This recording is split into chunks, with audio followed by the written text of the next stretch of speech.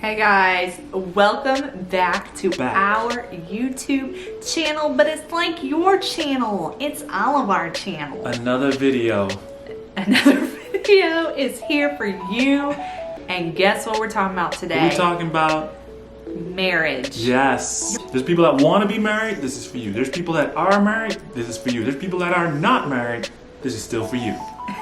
So pretty much it's for everybody. This is for somebody who doesn't want to be married anymore. Still for you. This is for you. Because you need to know what we're about to talk about right now. Exactly. So today we're talking about just from our personal experience, because we know everybody's obviously is different, but it's what did we really have to work extra hard at in marriage? Because you know, marriage is work. Yeah. And it is a choice, and if you get into it thinking it's just a feeling that's gonna be there like Mariah Carey singing Butterfly, you are wrong. Oh, and I forgot what I was gonna say. Oh, well, you were on a really good point. I had a good point. I can't remember what it was. We're talking about things we struggle with in marriage, and our list is there's a lot of things we struggle with. We're not perfect. We never say we are, but we work at it, and that's what marriage is. Always willing to work at it, always willing to work on things in us. But what are what are some of the hardest things that... Well, I just started thinking back to the beginning and kind of moving on, and said it a million times. April this month, y'all, next week is our 4-year anniversary. We made it. Wow. We're still here. I think the first thing that really caught me off guard and really exposed so much in me was my attitude. What do you mean? I think the biggest thing I've had to work on is my mouth, is my tongue and my words. The crazy thing is I consider myself an ultra encourager. And Frederick would say that. I'm encouraging to Frederick, and I love on Frederick and with my words. But I think people who are encouraging, not all the time, but have this fiery side where it's like choosing what are you going to do with your tongue, because your tongue is so powerful. What is that verse? How you getting into my verse? Y'all, he had a verse this time, and he was prepped, and I was the segue to his verse. I don't know, it's this uncontrollable, if someone pushes my buttons, if Frederick pushed my buttons or said anything that I didn't like, it was just like the Hulk. I didn't know what to do with all these emotions.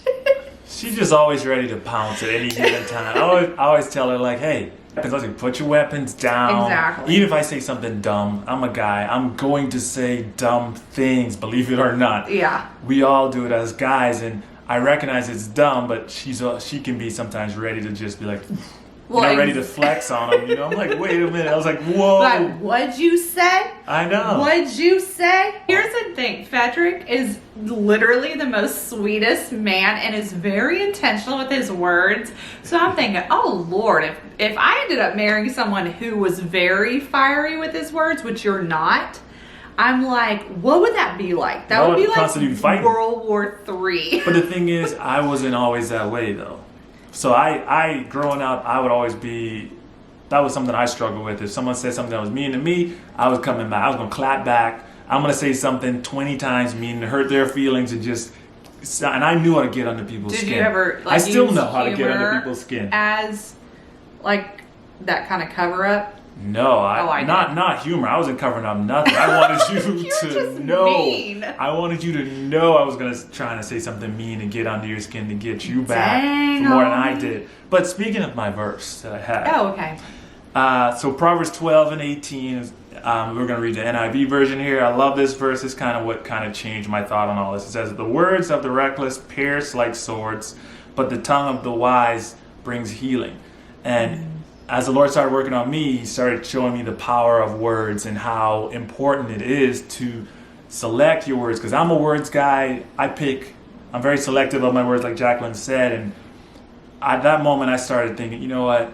I'd rather use my words to build up someone than to tear them down. Because I don't gain anything by tearing people down. And I don't want to do that to my wife. There was parts of my attitude I had to change coming to this marriage. I just had to be, I kind of could be I don't know, stoic at times. Is that what you say? Like so laid back that it's almost like I don't care. Yes. But I do care, but I'm just like in a natural island kind of thing. So it's like you think I don't care, but I'm like all in it, but I'm not like that showing it, smugness. exuding like, all of I'm it. going off on a tangent, like Yeah. da-na-na-na, da-na-na-na-na, and he's over like and thinking he just does not care at all. Yeah, because I'm so like even keel all about it, you know? But so that's really something we had to learn. I had to personally learn was just like back to like even the anger thing is we both talked about that verse that talks about not going to bed angry and don't even giving the devil a foothold in that. And I'm telling you what, that was the hardest thing. Frederick was so forgiving at the beginning and would literally not at the like end. not today. Apparently not today. Just the beginning. But just like I was in a mode, like I had no feelings for it. So if I was mad at you, I wasn't trying to reconcile. You were just trying anything. you were just trying to hit me with the storm off. The storm off. Maybe with the door slam. Maybe the door slam. And then a slight little jab underneath a soft jab, but you can't really hear in the other room, but you know it felt good coming out. Yes. Ooh, that feels good. Or the run off and jump into my bed and like hide under the sheets and then hope that he'll come find me. But sometimes you just leave me. I think our biggest fight we've ever had in marriage was literally something so dumb like that. We were like, nah. So I stormed off in the room and hung out in there, and he never came and got me for literally like 6 hours. I didn't want to be the bigger person. I've done it before. I was like, this time I'm not going to be the bigger person. She needs to come and try to be the one that wants to bring us back to the middle ground. Because it's usually one of us that's going to come back and say, hey, let's just talk about it. Let's bring it back. Let's come back together. We're on the same team. Whatever it is, it doesn't matter more than our relationship and our marriage. So let's just work this out and talk. And know that it's a safe space for us to bring anything to the table and to air our emotions. And know that the person isn't coming with a sword trying to stab him in the back. Growing up, my family was very explosive in their feelings. So it was a lot of high emotion and screaming. Like you knew when we were coming through. And I really thought that's how you resolve things. Like if you want to get heard, you better get at the top of your pitch and scream. The louder you get, the more strong your point. The stronger your point is. And when I realized Frederick was not going to entertain that with me and come along that journey, it really started like having an introspective look at my own life and how. Did you start feeling like you were the crazy person when I wasn't going up higher? I mean, like seriously, I have thought so many times in this marriage, I am so crazy. But what's so awesome and so powerful is that we don't have to work on this stuff by ourselves, and the Holy Spirit asks us to invite Him into all of this. And if you think you can do this on your own, I promise you can't. There is beauty in inviting His presence and His help because He is there to remind you. So for sure. And there's the other side of the whole emotions thing. I grew up in a family that wasn't as expressive of their emotions verbally or maybe physically, I guess, so to speak. So I didn't really know how to emote, or I was afraid to emote. So I had to give that up. The fear of I guess I had to give up not doing it so that I could emotionally give Jacqueline what she needed. From a sense of what I say or how I express my feelings so she can understand me and not feel like she's out on an island by herself just floating and don't know what's going on in my head or my mind. And I have to still to this day, it's still something. I think Frederick could go a month without telling me anything deep. Oh, I could. Meaning, not that doesn't mean I'm not deep. He's not a deep person, but he is one that needs it to be drawn. Yeah, because I just keep it all in here, and I just try to. I'm so used to sorting it by myself, and just growing up for so long, and I didn't really talk to my parents or my family about this stuff, so it was just really just me, and thankfully the Lord came in my life, me and the Lord, but now with our marriage, I think that brings us even closer that we can both share those things that we are going through emotionally and not keep that from each other, because I feel that's a different level of growth that helps to add that foundational layer of the marriage that you all need to continue to grow and be strong. Absolutely. Yeah, you got to talk it out. Like, and I'm still working on it. no, Not you're perfect, so much. You are like, I'm better though. I feel like I can talk to you about anything. I've always felt that way. Yeah, absolutely. And you're a super listener. I talk a lot. I've learned. Ooh, this is a good one. Oh, here we go. This is what I've learned. Like, when I'm thinking something is meaningful to me, it probably is something very deep, like something a revelation the Lord has shown me, or my feelings or my thoughts. And I used to think that would have the same weight for Frederick. Oh, yeah. And I learned that that necessarily is not what he's requiring of me. No. And men desire respect. They desire honor and respect from their significant other. And I learned that when he's sitting down and wanting to show me the newest shoe drop. That's what I'm saying, the latest heat. The latest heat that's dropped, or like how he figured out how to do this household thing, or he mapped out da da da da da da. Some tech thing. Who knows? That's not that big of a deal. And so I find myself being like, okay, yeah, here I'm okay, cool. And I'm like, wait a minute, I just listened to your hour-long story, and you can't even listen to my little 2-minute story that mattered. It mattered to me in that moment. It mattered to you. Yeah. And I remember one day you did come up to me and say, I feel like you never listen to like the things I'm interested in. And I thought, well, I mean, I want to hear about your emotions. I want to hear about your feelings. But like, I didn't think a shoe drop was going to be like the thing. Saying.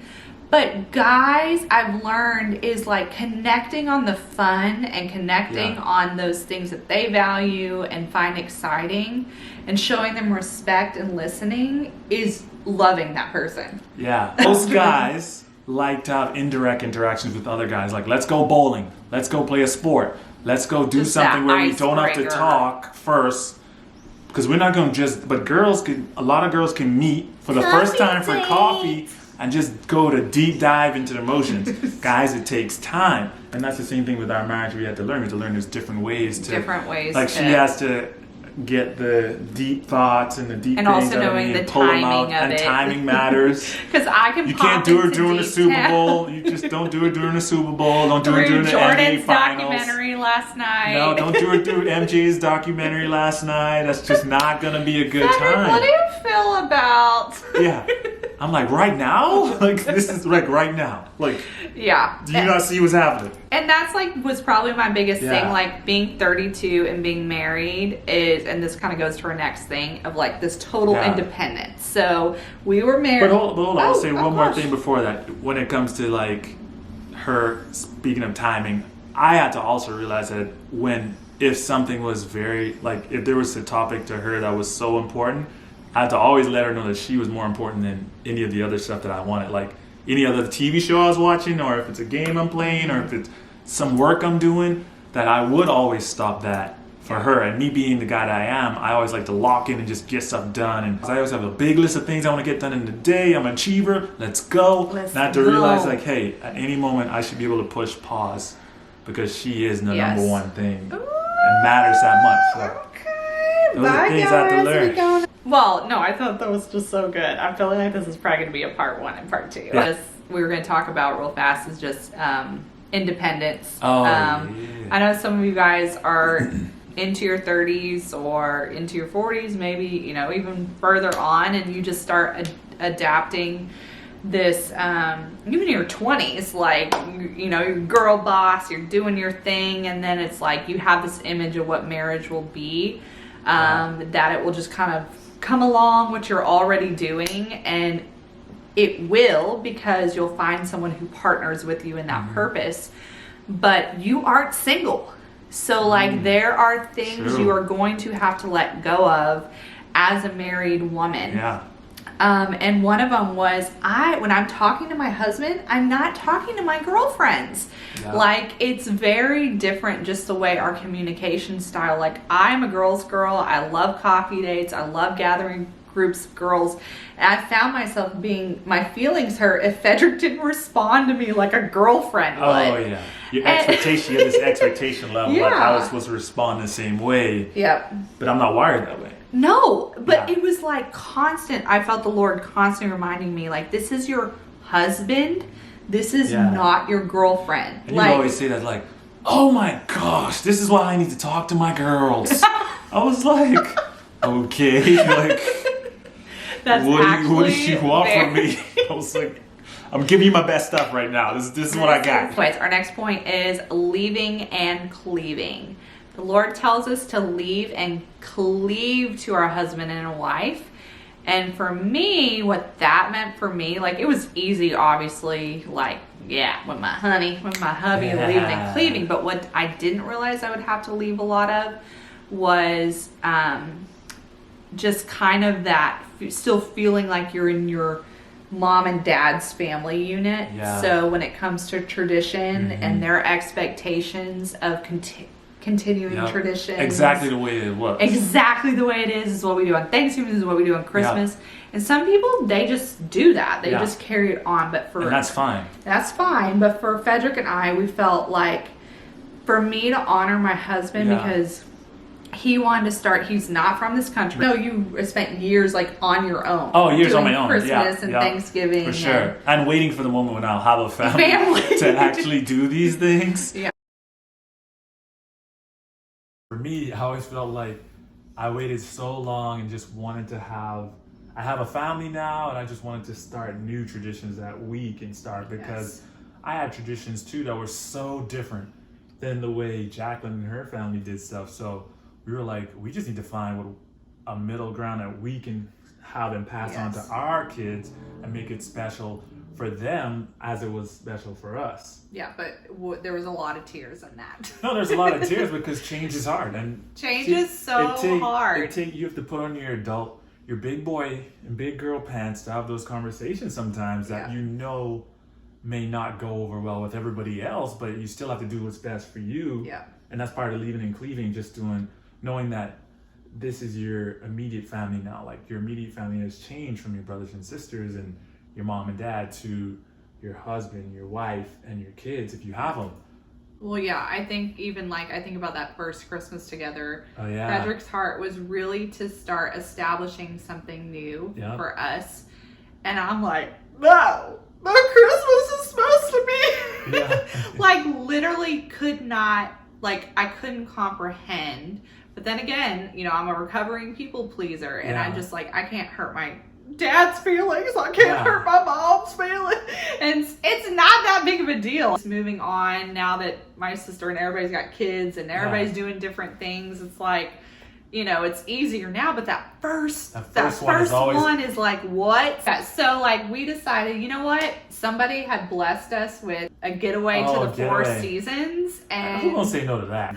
so we spent Christmas, us two, at the Yeah. Four Seasons in Austin, and then moved on to San Antonio. Yeah. And I woke up on Christmas morning at the Four Seasons, like, culture shock. I was like, this is not, even though I loved it, it was just like, is this Christmas?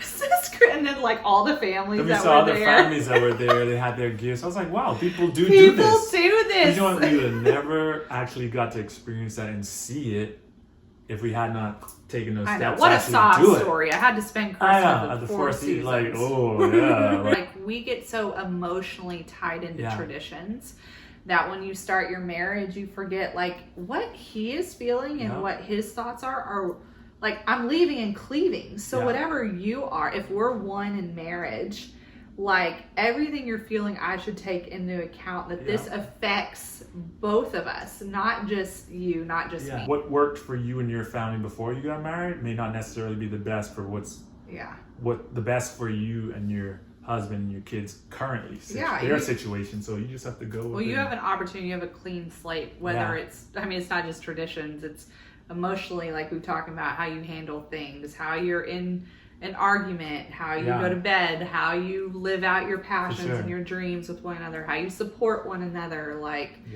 it's just so much of that. The last thing we were thinking about when kind of putting this list together, and now that we have Zane and I'm pregnant, is the fun stuff, not forgetting about like have fun. To have fun, and that includes sex, dating. Don't put it on the back burner. Don't put it on the back burner. And you think like, even if you're, so when I had a friend one time when we were dating, and you know, we were waiting to have that moment when we were married.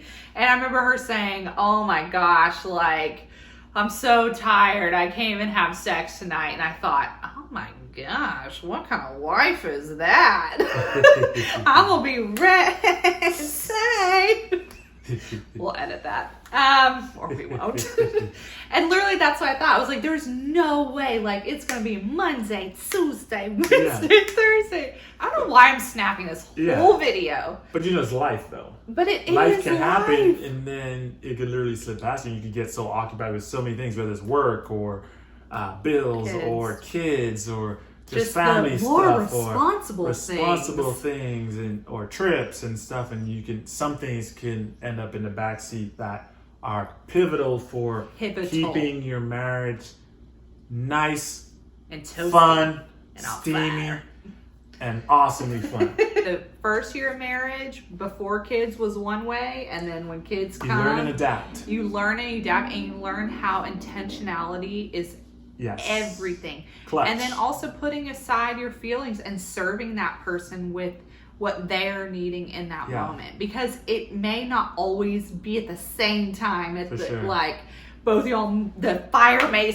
not strike right at the same time, and that's what I've learned in marriage. We have so much. Okay, we're just gonna stop. Keep saying, so who knows? This might become another video. Yeah, who knows? But we just wanted to get that out and just show you that, like, we're working on things. Yeah. And every day. Like, don't this is an everyday process. Discouraged when you feel like you get into marriage and you're like, time out.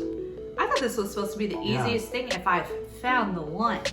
And don't let the enemy tell you that lie, because anything that God is involved in does require hard work and sacrifice, and He will bless it. He will make it fruitful. And don't think you're too far gone to work on stuff, like, or too far into it or too far apart to work on it.